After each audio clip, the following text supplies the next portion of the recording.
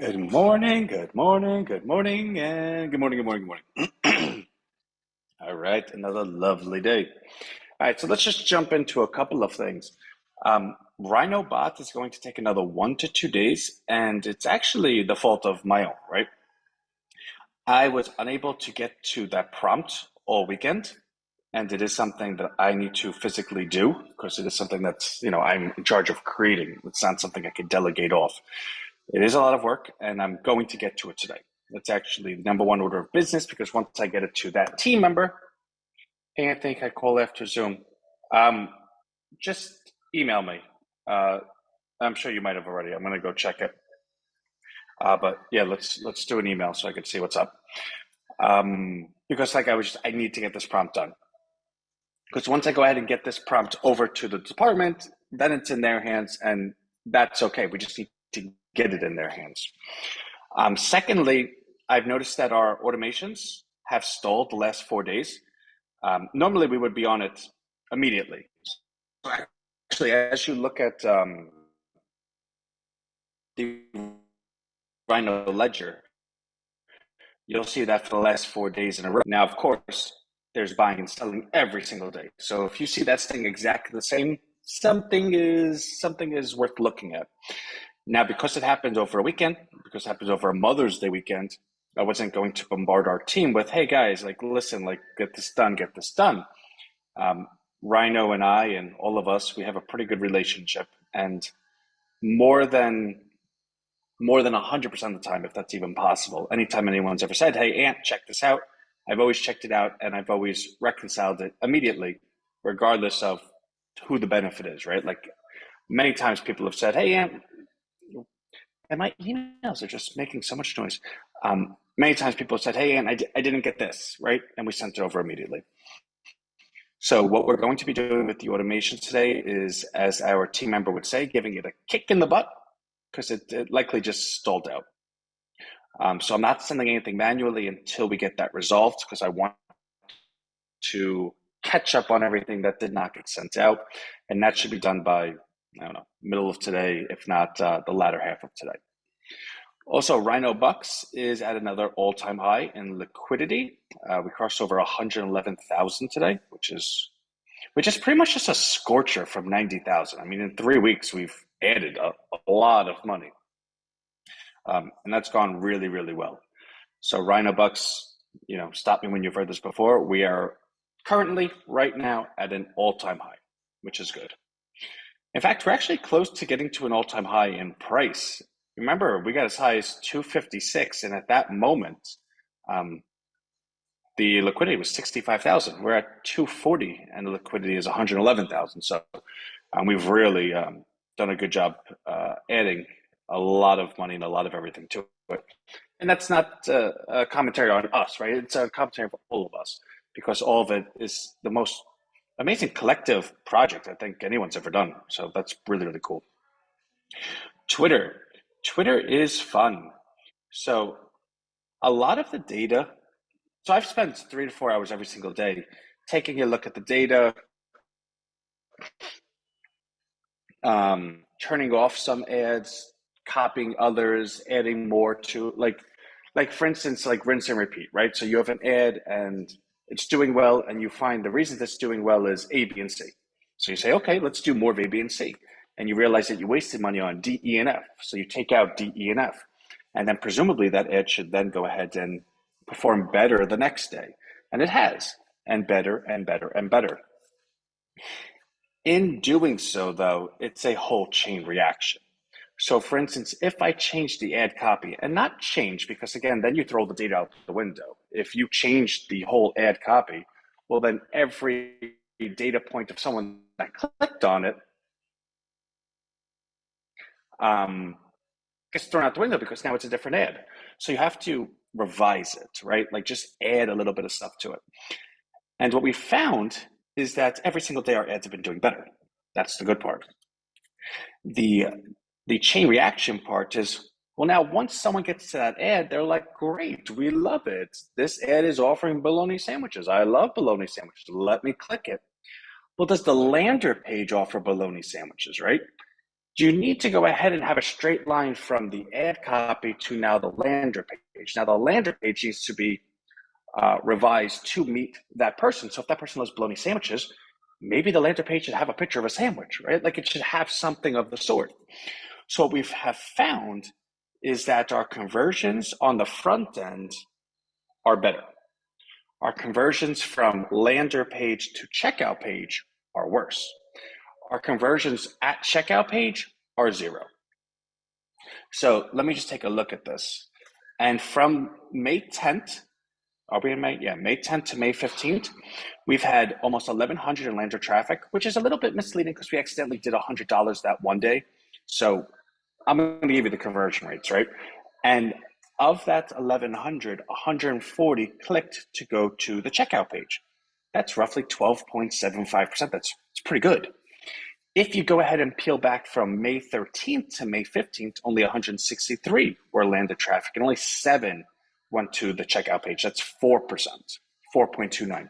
If you scale it back even further and say only the clicks from yesterday to today, that's 110 that have gone to the lander page, 0 have gone to the checkout page, and 0 being 0% conversion. Now the good news is everything starts on the front, right? Like you can't have a step 2, 3, and 4 unless you have a step 1. So it's almost a bit misleading. We could say, well, step 2 and 3 are doing awful, but step 1 is doing better. And that's actually the only thing that matters, right? Because step 1 has to be doing good for you to even think about step 2 or 3. It's almost like, do you remember that TV show, Who Wants to Be a Millionaire? And you had 3 lifelines, like you could go to the audience, you could phone a friend, or you could do 50-50. Well, how many times did somebody lose and have 3 lifelines left? And the belief was, oh, you know what? I'll use that for the end. Well, if you're dead before the end, it doesn't matter. You wasted them, right? The point being, it is not, we cannot bog ourselves down with focusing on 2, 3, and 4 until we perfect 1. Then once you get 1, Frida, please call me when Anthony finishes. Okay, so then Deborah and Frida chat. You guys email me and let me know what I need to do. Then once you get 1 done, then you go over to 2. So I say that in a roundabout way because that wasn't our goal, right? Like I didn't come out here Wednesday and say, hey guys, we're going to focus on just 1, and 2, 3, and 4 we're going to throw out a window. No, it was actually the belief that 1 would equal 2, 3, and 4. Be that as it may, it's working out the correct way. So what we're going to do today is I'm going to spend 3 hours with that data again. I'm going to take a look at it and further optimize the ad copy, which, by the way, whenever I did ad copy my whole life, I realized I've been doing it wrong. So I would always write ad copy like, hey, if you like this, this, and this, come here.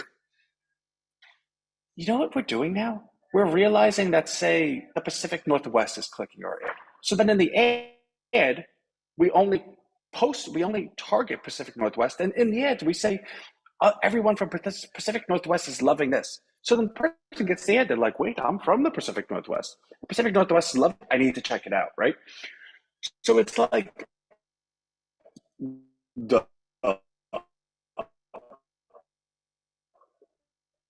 And we even have the individuals, people that most commonly follow A, B, and C, love what we're doing here. And it's like, duh, like, why have I not done that my entire life? So today we're going to finish that optimization of the lead, the ad copy. After we do that, we're going to take that data and then go ahead and optimize the lander page in accordance to that, right? So if, for instance, everyone's from the Pacific Northwest, well, then let's have a lander that celebrates the Pacific Northwest, right? And if it means we have to make 2 or 3 landers for each one of the ads, so that it's completely congruent with that ad copy, then we'll do it, right? So there is a lot of work still ahead of us, which actually kind of bothers me a little bit because I think the success we believed we were going to have on Twitter is probably pushed 2, 3, 4 days back. We want to do $100 a day starting Friday. Maybe that won't happen till like Monday or Tuesday. I don't know. We just got to see how that works out. But the point being, it's being done the correct way. By the way, I'm getting notifications of my emails and I could hear them. Can you hear them? Like, can you hear that? Ba-bing, ba-bing? Anyone? Oh, no. Okay, good. Because it's really quite obnoxious. Um, and I get like a lot of emails. So it's like bling, bling, bling, bling, bling. It's actually hard to think. So, thanks. So that's what we're doing with the Twitter ad copy. Also, what's also going to help those conversions is the fact that we're going to have the Rhino bot on that page. Now, again, one of those things where it wasn't planned this way, but it might actually work out better this way, is I still have to do the prompt for the Rhino bot. I have to revise it still. Well, if I now know the people that are coming to the page, I can revise it with a little bit of flair for them, right? And everyone that loves bologna sandwiches really always loves this. And it's like, hmm. So I do think there's a couple of components I'm going to be able to add to the Rhino bot that we normally or we otherwise weren't going to. That's actually going to be quite beneficial. Also, with our automations in Zapier for our Twitter, so when we like something, it automatically tweets them and followers and all that. It kind of seems a little self-promotional because we have the picture of the Rhino Twitter thing that's posted every single time. So we took that down. And what I mean by that is, so Ralph, say for instance, Ralph posts something on Twitter and I like that. Well, I'm purposely liking it because I know the automation. So that's going to take our Rhino bot. It's going to take what Ralph said. Did you think about this? Why don't I try Rhino bots? Which is, it's kind of like a straight line to be self-promotional. So we need to make that a longer tweet. We were doing it in 150 characters. Now we're going to do it to 250 characters so that we could say a little bit more for you, like a little bit more value added for you. We're taking the picture away because we don't think we should. It almost feels like we're spamming your page. Yeah, I'm on a bad Wi-Fi right now. It almost feels like we're spamming your page, so we took that away. And I'm rewriting some of the prompt as we speak. So I'm going to finish that immediately after this call. And I've been testing it, and it's actually much better. So all in all, I guess the what I would like to share is, although things seem like they might be a day or two pushback from where we are, we're at all-time highs, and everything that we're doing is now going to um, actually improve the outcome of what we believed was already going to be the outcome. So that's all good stuff. So I'm going to go on that. I don't need to make this call too long because again, there's a lot of work ahead for today and the audio is cracking up. So, and I got to shut the notifications off my email because I don't know if you've ever actually like had to give a speech or something somewhere and someone in your ear is talking, take it and do this bling, bling, bling, bling. It's like, I want to take them and throw them out my ears. Um, but that's just Anthony being Anthony, right? So love everyone. Things are going I guess as well as could be expected. And I'm going to go on that. Bye.